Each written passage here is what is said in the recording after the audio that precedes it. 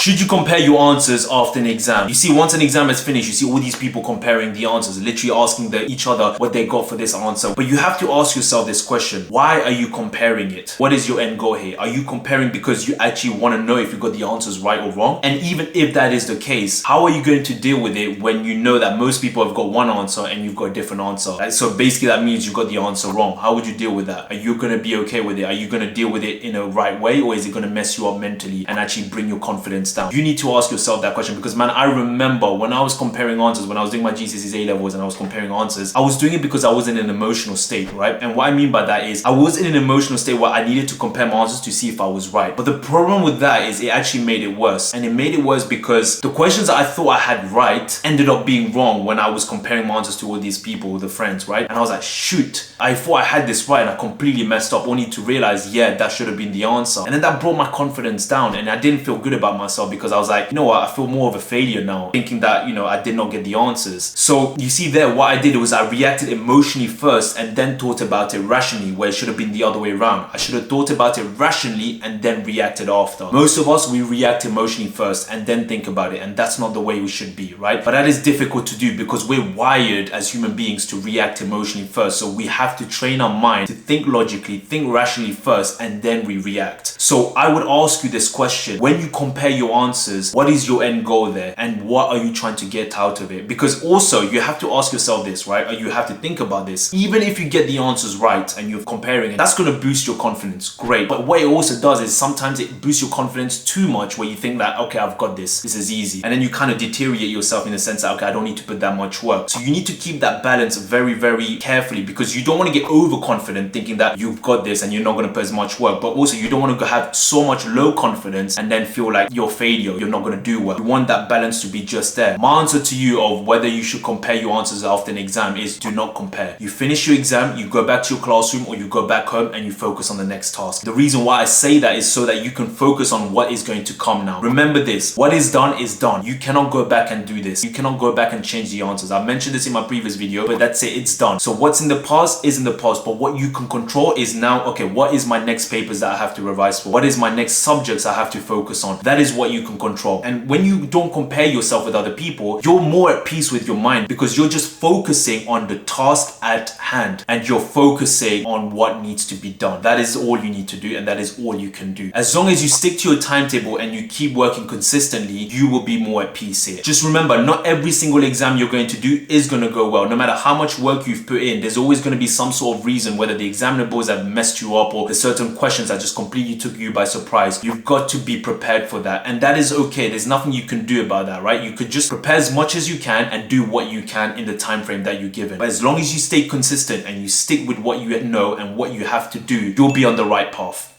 Everything starts from zero. When are you going to start? Peace.